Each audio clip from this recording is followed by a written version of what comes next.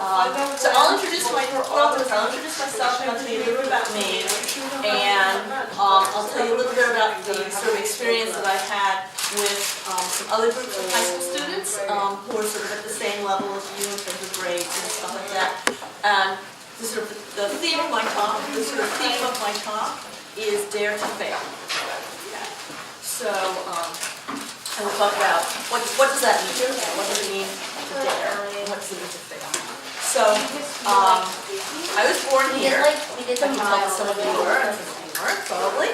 I grew up on the East Coast, and then in high school, my parents moved me to Chicago, where I went to my undergrad school. So I went to Northwestern, and I got a degree in mathematics, which was pretty much what I planned. So when I was in high school, like you, I kind of knew exactly what I wanted to do. I wanted to study math. So I was going to go to school, and I was going to study math, and I was going to come out, and I was going to do a PhD in math, and I was going to teach math, and I had my whole plan worked out. Okay, none of it happened. Okay, well, except for the beginning piece. So I went to Northwestern, and I majored in math, and I graduated in math, and I thought, okay, this is good, so I'll go get my PhD. So I went to the University of Illinois in Champaign-Urbana, and I started to get a degree in math there, and I realized, this isn't quite what I wanted. So I thought, I should take a break. So that was the first thing that I did. That was kind of my parents were kind of, you're taking this graduate degree, you're supposed to take this graduate degree and you go through, and then you have a path, right? And I said, no, I think I'm going to work.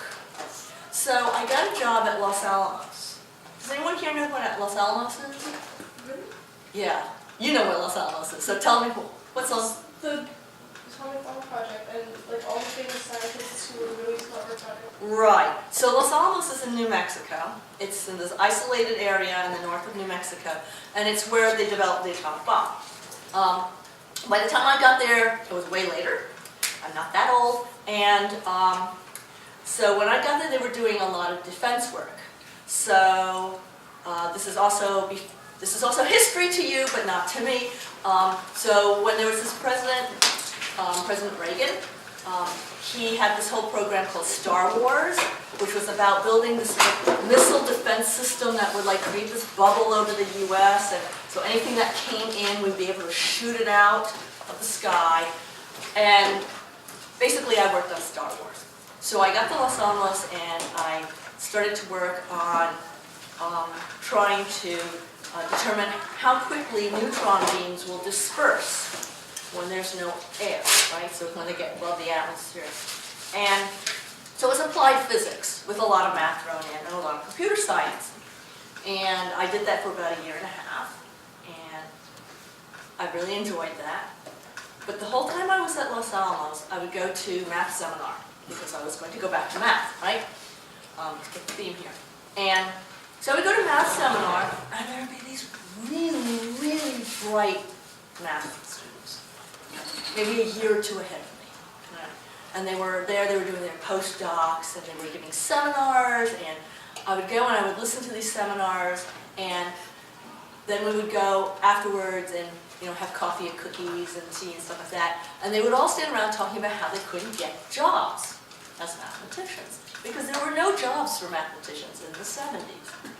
So I looked around and I said, these mathematicians are a lot better than me. I'm just a fake mathematician compared to them, and they can't get jobs. So what makes me think that I'm going to get a job? So I thought, well, I better go do something else. So what else could I do with my math? Right?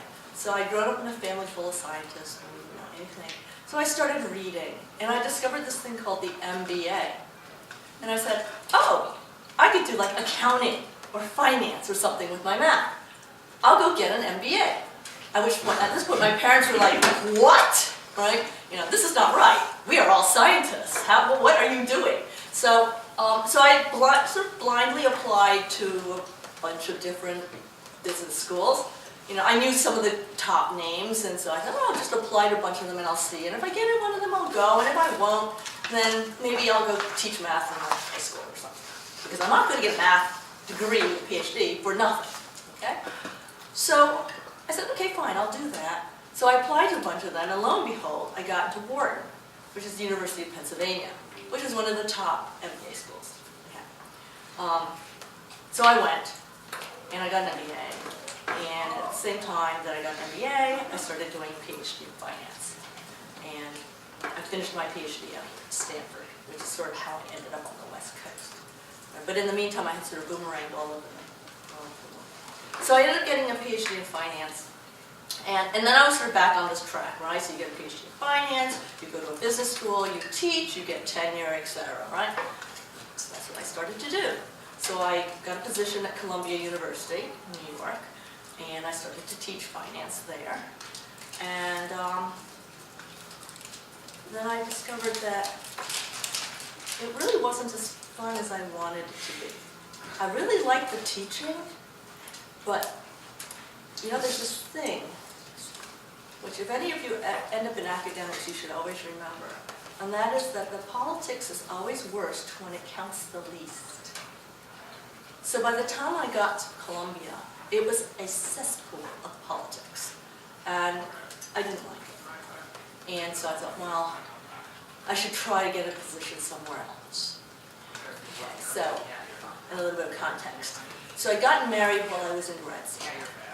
My husband worked at NASA at Ames here. Okay, so I was at Columbia in New York City, and he was at Ames. So I thought maybe I should find something a little further west. So I started interviewing with schools on the West Coast, and one day I was grading midterms. Never a fun time. And I got this phone call from a person that I didn't know, and he said, I represent a wealthy investor who is looking for someone to manage his portfolio of stocks and bonds. And I said, you have the wrong number. I mean, I'm a professor. I don't know a thing about this. And he said, no, we got your name from, and then they mentioned a very famous Nobel Prize winner who said that you were looking for a job on the West Coast, so that's why we're calling you. I was like, okay. So if they managed to get through to this person, then this must be legitimate. Okay. So I said, well, so all right, tell me more. And the fellow said, well, you know, this fellow, he made a lot of money starting this tech company, and he's hired various people to run, you know, his money, to manage his money for him. But they've always just done things by the seat of the pants. And so he wants to hire someone with an academic background who will apply, you know, theory to practice and who will put rigor and discipline on his portfolio. And I'm thinking, well, so right until the first time they lose money, and then it'll be over. And I was like, I don't think so. He said, well, come on out and talk. So I thought to myself, okay, what have I got to lose? I'm grading midterms. This is miserable. And somebody's offered me a free plane trip back to the West Coast. You know, what have I got to lose? So I took a chance. So this is sort of part of this theme of taking chances, right? Calculating your risks. So I came out here, and it turned out the job was up at Lake Tahoe. So I got out here, and I flew up to Lake Tahoe, and I met with this fellow who had made all this money, and we got along really well, and he offered me an outrageous sum of money compared to an academic salary to come and work for him. And all of my assistant professor friends said, you're out of your mind. You don't know a thing about managing money. Why are you doing this? And I thought to myself, you know, what have I got to lose? What have I got to lose? I go do this job. If I fail at it, I can always go get another academic position. I mean, what have I got to lose except a year to find out, right? So I did that. So I went. So I moved myself from New York up to Lake Tahoe, and I worked for this guy. And we got along really well, and I ended up staying there for 6 years. So, and I managed a portfolio of stocks, a portfolio of bonds, and then it turned out that he had this huge number of investments, which we now call angel investments, which are investments in startup companies all around. Some of them were in Texas, and some of them were out here. And he needed somebody to manage those also. So slowly he gave me more of them, and eventually, after about 3 years, I ran his entire office, which included, you know, several $100 million worth of stocks, bonds, and startup companies. And then he started to he became a little bit ill, and he decided that he wanted to stop doing quite as much investing. And so we started to sell off the companies. So we were selling off the companies, and I was sort of, I was working 5 days, and I was working 4 days, and I was working 3 days, and I was sort of getting bored. So I thought, well, I better go find something new to do. So I could go back to academics, or I could find something else that was related to the startup stuff that I've been doing, which is what I ended up doing. So in 1996, another fellow in San Francisco and I started a venture capital fund. And so we started that fund, and it went live in 97, and we had 3 partners, and I was there until 2010. We ran the entire internet bubble up and down and back up. We did really well for our investors. We had an annual return of over 300%. Which you can calculate out is a pretty big number. In 2010 I retired, and I went back to teaching. So right now I teach, sometimes I teach at Berkeley, sometimes I teach at Stanford. One of the things that I do, and this is sort of how I got started because I was talking to May's mom about this, is at Stanford in the summer they have a program called Summer Institutes, which is used to be part of something called EPGY, and it's now called Stanford Pre-Collegiate Studies. Some of you may have heard about these. And in the summer they run about 60 or 70 different courses for students, residential program, 3 to 4 weeks. And I run a course in entrepreneurship and business creation. And I have about 22 students who come in from all over the world. And in 4 weeks we create new businesses and we pitch them to VCs. But one of the things that I've discovered with these students is that they're all like you. They're really bright, they're smart, they're very successful, they do really well in school, and they really not really hit anything that they're not good at.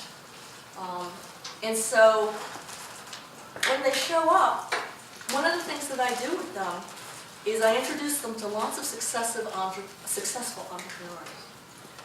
And one of the interesting things about these entrepreneurs is, I tell the entrepreneurs, just tell them your life story. Tell them how you got there. Okay? And their stories are kind of like mine, right? You start one way, you find an opportunity, it takes you another way. You find another opportunity, it takes you another way. And so the important thing, is not necessarily to take, so when we say dare to fail, it's not sort of necessarily to take risks unnecessarily, but it's to always be open to opportunities, to always be open to taking a chance on yourself on something. Because especially in America, and especially on the West Coast, there just isn't that much stigma to screwing up once in a while, right? And if you don't try something new, you'll never know. I mean, if I had not taken a chance on this job, I would never have discovered that I was actually really good at venture capital, right? I just wouldn't have done it. It's like, it had nothing to do with anything that I had ever done. But I looked at it and I said, what have I got to lose? I lose a year, right? It's not a big deal. And so I have quite a few entrepreneurs who come in, and they're all young. They're all in their 20s. And the main strand that sort of goes through all of their lives, which is something that's really important, is that they all tried something that they failed at. They tried something and they failed at it, and then they discovered that there was some better way to do something. And from that, discovering that better way, they found a way to make a company out of it. And it was the failure that led to the success. I have a good friend. He's an old student of mine. He was in my first class after summer at Stanford. And when he came to Stanford, he wanted to start a company in his dorm room. So he got a couple of friends together and they started a company. And it was incredibly successful at first. And they were in the newspaper and they had all these investors who wanted to throw money at them and everything. And then this company just completely cratered. Like within the span of about 2 months, it just completely cratered. People threatened to sue him. He had lost his co-founder. Yeah, basically everything that could go wrong in the company went wrong. And you think about, he's only 19.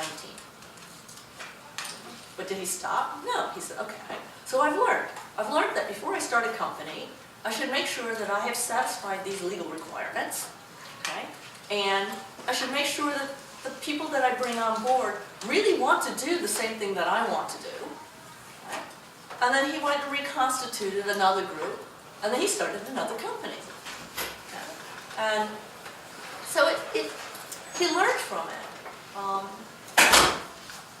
So I know that you don't have a lot of time for lunch, and I didn't come to sort of give you a skill set or something that I need. But what I wanted to sort of just talk to you about was about this idea of taking chances.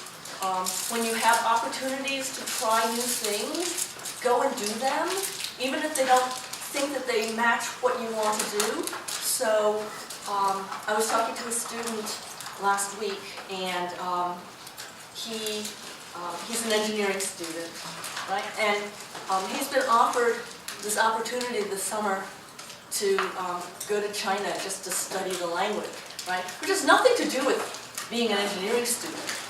But he's going to go because what has he got to lose, right?